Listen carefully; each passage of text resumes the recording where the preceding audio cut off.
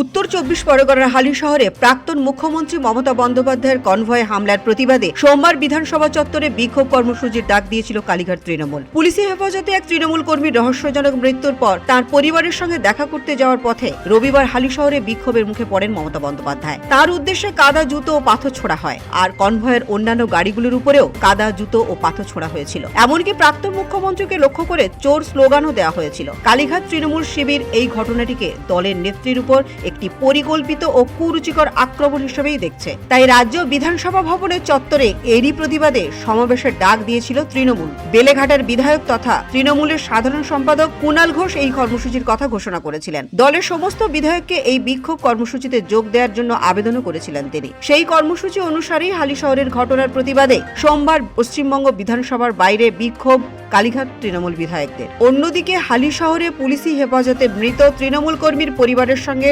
সোমবার সকালেই দেখা করতে যান মুখ্যমন্ত্রী শুভেন্দু অধিকারী। সেখানেই তিনি দাবি করেন মমতা বন্দ্যোপাধ্যায়ের গাড়িতে কোনো পাথর ছোড়া হয়নি, সাধারণ মানুষের জনরোষেই এই ঘটনা ঘটেছে। তৃণমূল অবশ্য এই ঘটনার প্রতিবাদে সোমবার রাজ্য জুড়ে প্রতিটি ব্লকে প্রতিবাদ মিছিলের ডাক দেয়। দলের শীর্ষ নেতৃত্বের নির্দেশে সোমবার বিকেল ৩টে নাগাদ রাজ্যের প্রতিটি ব্লকে ধর্ণা কর্মসূচির ডাক দেওয়া হয়েছিল।